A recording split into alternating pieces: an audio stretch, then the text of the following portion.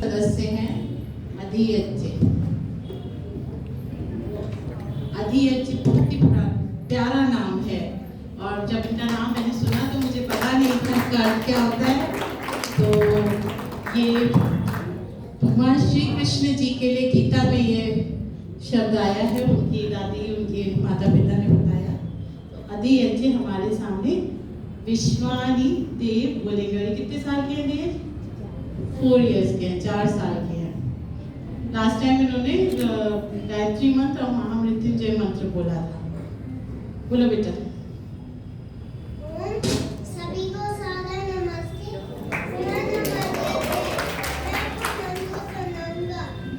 ओम विश्वानि देव सवितु लोहितानि परासुव विद्वं तन्न आसुव।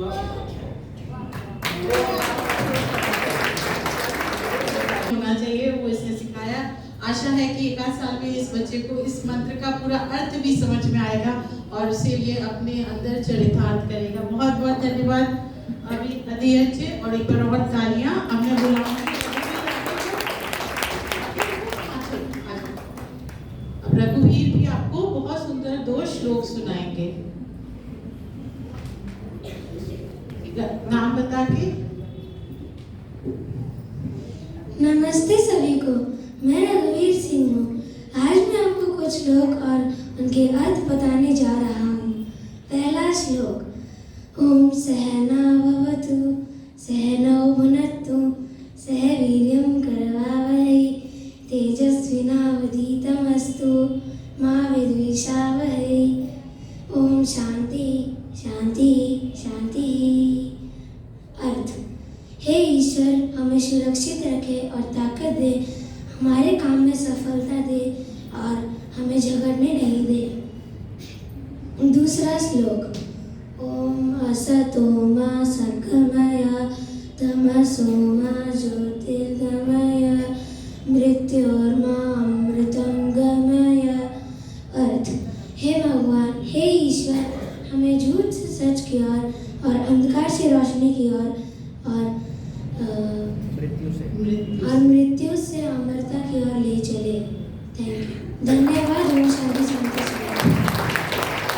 धन्यवाद रघुवीर। बहुत जोरदार तालियां। रघुवीर जो है जब एक साल पहले कई सालों से आते पर एक साल पहले इनको देखा था। फिर प्रार्थना बोलेंगे अभिज्ञान।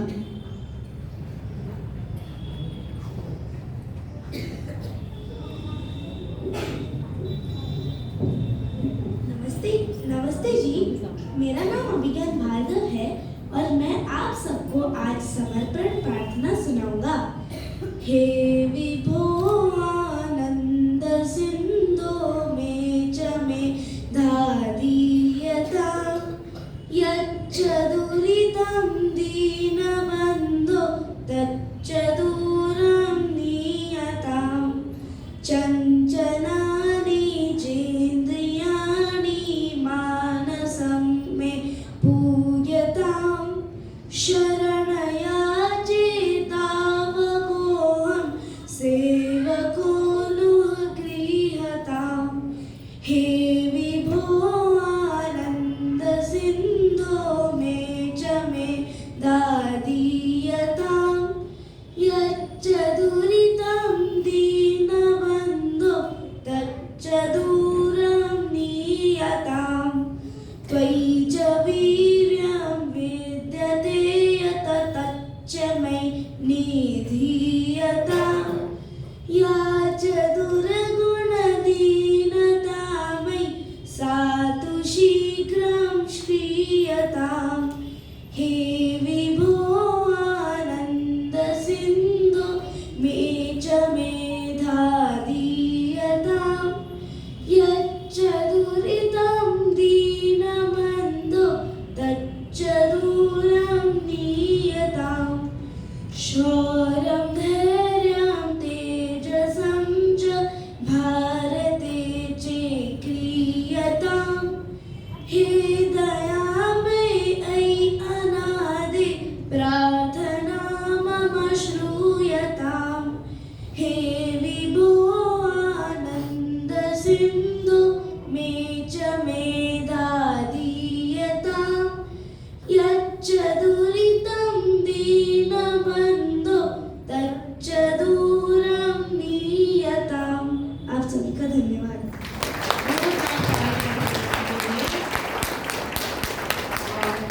इतना शुद्ध उच्चारण और साथ में साथ सुरीलापन, और मुझे पूर्ण विश्वास है कि आप लोग को इस संस्कृत की जो प्रार्थना है वो समझ में आई होगी। और हम सबको भी प्रयास करना चाहिए कि हम संस्कृत में अधिक से अधिक बोलना, प्रार्थना करना, ये सब सीखें।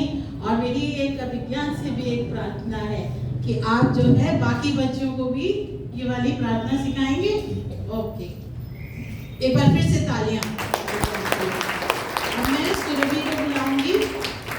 सुरभि आज हमारे समक्ष कुछ स्वामी विरजानंद जी के बारे में और स्वामी दयानंद जी के बारे में तथ्य बताएंगी। और जब इन्होंने भेजा तो मुझे भी विरजानंद जी के बारे में ये बातें नहीं पता थी, और मैंने फिर उनकी माँ से पूछा कि ये क्या ये कहीं का सोर्स आपका ठीक है, तो उन्होंने फिर मुझे एक वीडियो भेजा एक स्वामी जी का जिन्होंने बताई थी। तो आप लोग भी ये सब सुनिए। और मुझे बहुत अच्छी बात है कि बच्चे जो हैं महर्षि के तो बता ही रहे हैं, महर्षि के गुरु जो हैं उनके भी जीवन चरित्र को हमें जानना चाहिए। सुरभि। सबको सादर नमस्ते। मेरा नाम सुरभि कुंडू है और आज मैं आपको स्वामी दयानंद सरस्वती के गुरु स्वामी विरजानंद जी के बारे में बताने जा रही हूँ। जब वो 10 साल की उम्र में थे, उनका देहांत हो गया था। भैया और भाभी थे, पर अंधे होने के उनके माता पिता का देहांत हो गया था। हाँ चलो आगे, ठीक है। माता पिता का देहांत हो गया था। भैया और भाभी भी थे, पर अंधे होने के कारण उनको सम्मान नहीं मिलता था, तो उन्हें बहुत ज़्यादा दुख हुआ। तो उनके जो गांव में थे, वहाँ पर एक आदमी ने बोला, तुम ऋषिकेश गुरुकुल जाओ, जो एक संस्कृत गुरुकुल है, जो पंजाब से 400 किलोमीटर की दूरी पे है। तो फिर वो गए, पर अंधे होने के कारण उनको मार्ग नहीं पता था। तो कभी किसी ने मार्ग बताया, तो कभी किसी ने खाना दिया, तो कभी किसी ने नहीं दिया। तो 2.5 साल में वो वहाँ पर पहुँचे। तो जो उनके गुरु ने बोला कि तुम हर रोज गंगा नदी में खड़े होकर 1 घंटा गायत्री मंत्र का जाप करो। 3 साल के बाद उनको सारा ज्ञान मिल गया। तो 24 साल तक वो 1500 किलोमीटर तक जितने भी गांव थे वहाँ पर पढ़ते और पढ़ाते गए। 24 साल के बाद उन्होंने अपना एक गुरुकुल खोला जो मथुरा में था। पर जयपुर के राजा भी उनके शिष्य थे, पर उन्हें एक शर्त लगाई, अगर आपको पढ़ना है तो आपको हर रोज आना पड़ेगा। अगर आप एक दिन भी नहीं आए तो मैं आपको नहीं पढ़ाऊंगा। जयपुर के राजा ने ये शर्त मान ली। वो हर रोज आए, पर राजा है, काम तो होएगा ही, तो एक दिन वो नहीं आ पाए। तो फिर विरजानंद जैसे ही जाने वाले थे, राजा ने बोला, रुक जाइए, मुझसे बहुत बड़ी गलती हो गई, मैं माफी चाहता हूँ। तो विरजानंद जी ने बोला कि अभी तो मैं नहीं आऊँगा, 2-3 साल के बाद मैं आऊँगा, तब तक तुम ये सोच लो कि तुम्हें ये हर रोज आना है। फिर जो राजा थे उन्होंने बोला ठीक है। फिर उनके बाद दयानंद जी उनके शिष्य बने।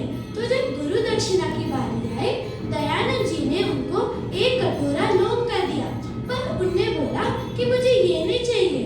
तो फिर उन्होंने बोला आपको क्या चाहिए? फिर उन्होंने बोला जो मैंने तुम्हें ये पढ़ाया है वो तुम पूरी दुनिया में बांटो।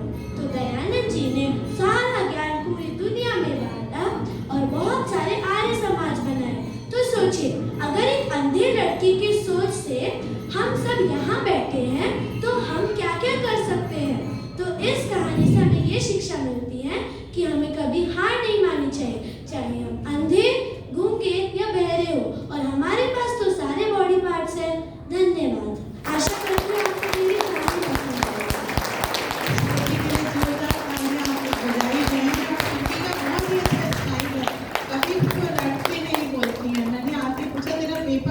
बीच में भूल गई तो क्या, ये मुझे याद है आंटी, सब मैं नहीं भूलूंगी।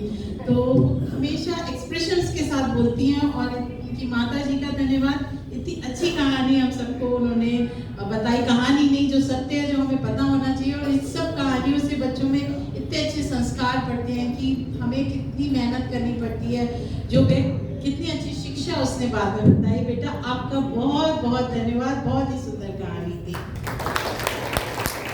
मैं आयुषी को बुलाऊंगी। आयुषी हमें कुछ सृष्टि के नियम आदि, सृष्टि का कैसे जन्म हुआ, इस विषय में बताएंगी।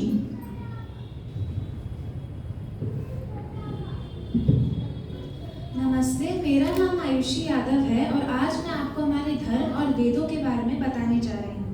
हमारे धर्म का नाम है सनातन धर्म। सनातन धर्म का अर्थ है जो सदा से चला आ रहा हो या जो सबसे अधिक पुराना हो। वैदिक धर्म का अर्थ है जो बातें धर्म में बताई गई हों और वेद में बताई गई हों उनका पालन करना। वैदिक धर्म और सनातन धर्म दोनों एक ही हैं। वेद यानी कि नॉलेज, जब ये सृष्टि बनी थी तभी वेदों की रचना हो गई थी। यह था लगभग 1,96,8,53,140 साल पहले। अब पहले अभी हमारे पास वेदों का ज्ञान किताबों में है। पहले तो किताबें भी नहीं थी, तो फिर हमें कैसे मिला यह ज्ञान? यह ज्ञान ईश्वर ने 4 ऋषियों के अंदर दिया था, उनके अंतःकरण में डाल के। ईश्वर, क्योंकि ईश्वर का कोई शरीर नहीं है, ईश्वर बातें भी नहीं कर सकते, इसलिए उन 4 ऋषियों और उन 4 वेदों का नाम था अग्नि ऋषि का ऋग्वेद, वायु ऋषि का यजुर्वेद, आदित्य ऋषि का सामवेद और अंगिरा ऋषि का अथर्ववेद। ईश्वर ने हमें यह वेदों का ज्ञान इसलिए दिया था क्योंकि हम ईश्वरों की संतानें हैं। हम यह वेद का ज्ञान पढ़ के इन संसार के पदार्थों को समझ सकते हैं। जैसे आप कोई मशीन खरीदते हो, उसके साथ आपको बुकलेट या कोई मैनुअल मिलती है जिसे पढ़कर आप समझ सकते हो कि उसे यूज़ कैसे करते हैं, वैसे ही भगवान ने हमें वेदों का ज्ञान दिया है। वेदों में एक श्लोक है, मातृदेवो भव, पितृदेवो भव, आचार्य देवो भव और अतिथि देवो भव। इसका मतलब है आप अपने माता पिता, आचार्य टीचर और अपने गेस्ट को देवता के समान मानो। मैं आशा करती हूँ कि आप सब ऐसे ही वेदों का ज्ञान पढ़ के इसे अपनी लाइफ में भी यूज़ करें। Thank you. बहुत ही सुंदर विचार रखे आपने आयुषी। आज के समय में जब नास्तिकता विशेषकर युवा जनरेशन में बढ़ती जा रही है, बच्चों में हम अगर बचपन से ये संस्कार डाल देंगे कि वेद कहाँ से आए, ईश्वर ने ज्ञान हमें ये दिया है, क्यों दिया है आदि, तो वो जब बड़े होंगे तो वो अपने पथ से विचलित नहीं होंगे। इस विषय में आयुषी ने हमें बताया। बेटा एक बात हम सबको शायद पता होनी चाहिए, किताब बोलना हम छोड़ दें, पुस्तक बोलें उसकी जगह, या शास्त्र बोलें। किताब का बहुत ही एक उर्दू वर्ड है जिसका अर्थ आसमानी किताब भी माना जाता है। ठीक है बेटा। और श्लोक, वेद में श्लोक में मंत्र हैं। ठीक है, आपने जो बताया था वो मेरे ख्याल से उपनिषदों में से था। लेकिन आपका बहुत बहुत धन्यवाद। मैं इसलिए यहाँ सबको बता दे रही हूँ कि हम सबको भी बहुत सारी बातें ऐसी बतानी होती हैं, उसे करेक्ट करेंगे। बहुत ही सब बच्चों के एग्जाम्स चल रहे थे, उन्होंने 2-3 दिन में ये चीज़ें तैयार की हैं। बहुत धन्यवाद, एक बार जोरदार ताली। इसी श्रृंखला को आगे बढ़ाते हुए मैं दीप्ति को आगे बुलाऊंगी और जो हमें आर्य समाज और युवा के बारे में बताएंगी, उनके लिए कुछ शिक्षाप्रद बातें बोलेंगी। दीप्ति। नमस्ते आप सभी को, मैं दीप्ति जयश्री। आज मैं आप सबको अपने विचार प्रस्तुत करने जा रही हूँ। विषय, आज के युवा और आर्य समाज का संदेश। आज के युवा स्मार्ट तो है लेकिन वह मेहनत नहीं करने चाहते हैं। उदाहरण के लिए, एक छात्र जिसे कोई प्रश्न का हल चाहिए, वह आलस के कारण एआई की मदद से होमवर्क कर लेता है। होमवर्क तो हो जाता है, मदद तो मिल जाती है, लेकिन समझ और ज्ञान पीछे ही रह जाती है। इसलिए हमें खुद से पूछना चाहिए कि क्या हम असल में कुछ सीख रहे हैं कि बस उत्तर इकट्ठा किए जा रहे हैं। आज हम एआई से पूछते हैं इसका आंसर क्या है। हम गूगल से कई तरह की जानकारियाँ खोजते हैं, लेकिन क्या हमने कभी खुद से पूछा है कि सही क्या है? स्वामी दयानंद सरस्वती जी ने बहुत स्पष्ट रूप से कहा है, सत्य को स्वीकार करो और असत्य को छोड़ दो। हमारा आर्य समाज का चौथा नियम भी यही कहता है, सत्य के ग्रहण करने और असत्य के छोड़ने में सर्वदा उद्यत रहना चाहिए। आर्य समाज हमें सिखाता है, अंधविश्वास नहीं तर्क, आलस नहीं मेहनत, जाति नहीं कर्म और अज्ञान नहीं शिक्षा। इसी भावना को एक बहुत सुंदर श्लोक में कहा गया है, सर्वे भवन्तु सुखिनः, सर्वे सन्तु निरामयाः, सर्वे भद्राणि पश्यन्तु, मा कश्चित् दुर्भाग् भवेत्। अर्थ, सभी सुखी रहे, सभी स्वस्थ रहे, सभी शुभ देखे, कोई दुखी न हो। धन्यवाद।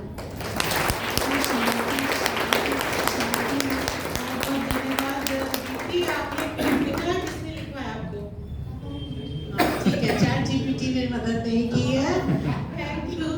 और मैं एक मजेदार किस्सा बताना चाहती हूँ। जब हम लोग हरिप्रसाद आचार्य जी की क्लासेस बच्चों की चलती थी, उसमें उन्होंने एक प्रश्न दिया था और दीप्ति ने पूछा था, आचार्य जी क्या हम चैट जीपीटी की मदद ले सकते हैं? हम लोग हंसने लगे थे। पर आज दीप्ति ने जो बताया वो युवा ही नहीं एआई का शिकार है, हम सब भी शायद कहीं ना कहीं शिकार है। मैं भी बहुत ज़्यादा यूज़ करती हूँ, परंतु उसको हमें किस तरह यूज़ करना है वो हमें पता होना चाहिए। दीप्ति के लिए एक बार जोर से तालियां। बहुत अच्छा बताया आपने। आपके पापा को भी बहुत बहुत धन्यवाद, आपकी बहन को बहुत धन्यवाद जो आगे बढ़ के आप सबको हेल्प करती है। अब मैं बुलाऊंगी यशिता को। यशिता हमें रानी लक्ष्मीबाई के बारे में 2 गीत के पैराग्राफ गाएंगी, राइट? 4 गाओगे? अच्छा 4 गा, चलो। और कल 26 जनवरी है, हमारा गणतंत्र दिवस है। उसके उपलक्ष्य में यशिता ने ये चूज किया है। उसके कल ही एग्जाम्स, आज ही सुबह खत्म हुए हैं एग्जाम्स, और उसने फटाफट ये हमारे लिए सबके लिए, आप लोग सबके लिए प्रस्तुत कर रही है। सभी को सादर नमस्ते जी।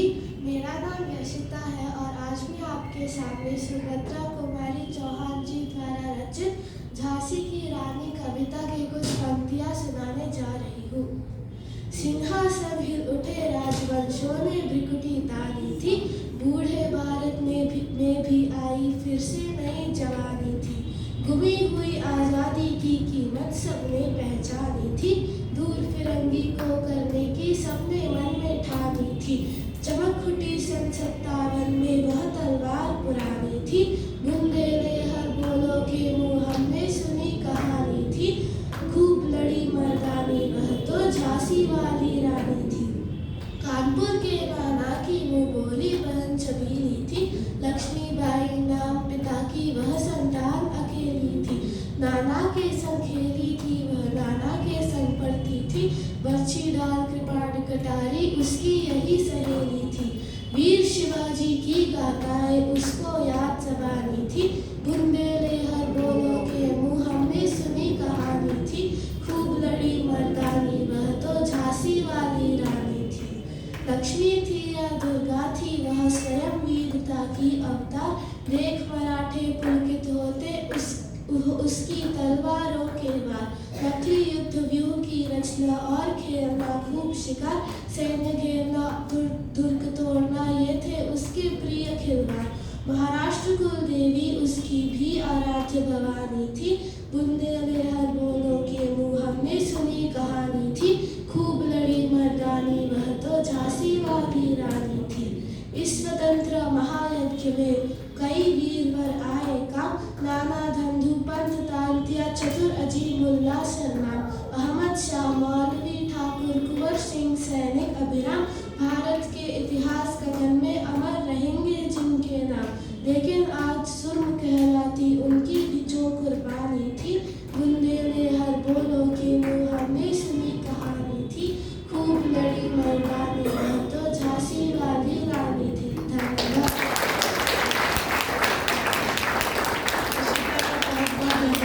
बहुत ही सुंदर, खूब लड़ी मर्दानी वह तो झांसी वाली रानी थी। बेटा एक काम दूंगी मैं आपको, हाँ, आज हम जैसे वो बर्छी तलवार इन सबसे लड़ती थी, आज की बच्चे हम लोग तो उससे नहीं लड़ सकते, राइट? वो गेम्स नहीं खेल सकते, वीडियो गेम्स जरूर खेल सकते हैं पर उसमें नहीं खेल सकते, राइट? तो आप इस कविता से आप ये बताइए कि हमें क्या करना चाहिए आज के उसमें। तो वो आप मम्मी पापा की हेल्प लीजिएगा, वहाँ पे आप थोड़ी एआई की हेल्प भी ले लीजिएगा कि इस कविता को आज के परिप्रेक्ष्य में बताओ कि बच्चों को क्या करना चाहिए। और आचार्य जी आपके बहुत सारे, आप आचार्यों के टच में भी हो, आप सबसे पूछ के अपने मन से सोचिए, सबसे पहले अपने मन से सोच के ये होमवर्क है, ठीक है। तो बहुत ही एक बार जोरदार तालियां सारे बच्चों के लिए। हमारा डांस प्रोग्राम गाना है जो कि एक नृत्य है, बहुत ही सुंदर। आराध्या आ रही है, ये हर वर्ष हर बार बहुत सुंदर नृत्य प्रस्तुत करती हैं और ये खुद सीख के उसे खुद कोरियोग्राफ करती हैं। इनकी थोड़ी सी तबीयत आज ठीक नहीं है। पानी चाहिए बेटा आपको? नमस्ते, मेरा नाम आराध्या है।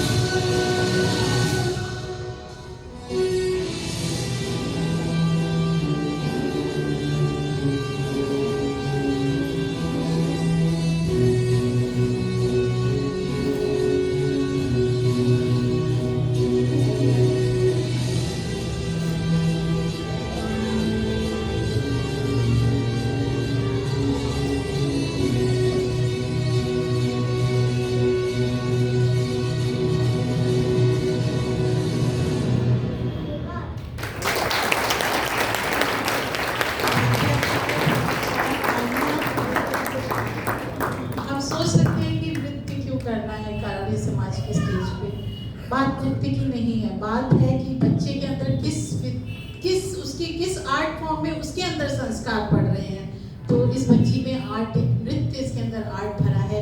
हम उस नृत्य को अच्छी वो दे सकते हैं, एक अच्छा रास्ता दिखा सकते हैं, जो कि माता पिता कर रहे हैं कि महाभारत का ये जो बहुत ही उत्साहपूर्ण एक गीत है, जिससे बच्चे उनके मन में कई सारे वर्णित सी जा रहे हैं, गीता, श्री कृष्ण, तो आगे उनके अंदर महाभारत आदि पढ़ने की हैबिट आएगी। हमारे अंदर डाल दिया गया था महाभारत घर में मत रखो, क्योंकि उससे घर में लड़ाई होगी। आप लोग सब प्लीज, स्वामी जगदीश्वरानंद जी की एक महाभारत है, छोटी सी महाभारत है, आर्य समाज के हैं, उनकी जरूर खरीदिए और घर में रखिए और उससे पढ़िए। इसी के साथ हमारा आज का ये कार्यक्रम समाप्त होता है। आशा है आप लोग सबको बहुत पसंद आया होगा। बच्चों के लिए एक बार फिर से जोरदार तालियां। और जो बच्चे पार्टिसिपेट नहीं किए, फर्स्ट टाइम आए, सेकंड टाइम आए हैं, मेरे साथ अपना नाम लिखवा दीजिए मेरे पास, हम उनको आगे भी कार्यक्रमों में सम्मिलित करेंगे। और बच्चों आप लोग धीरे से नीचे आ जाइएगा। जब आचार्य जी का प्रवचन समाप्त हो जाएगा, वो स्टेज पे बैठे रहेंगे, तो हम एक फोटो लेंगे सारे बच्चों की। अभी नहीं ले रहे क्योंकि प्रोग्राम में वो आएगी, तो सब भाग के उस समय आ जाना, बुलाना नहीं पड़े, ठीक है? ओके, बहुत बहुत धन्यवाद।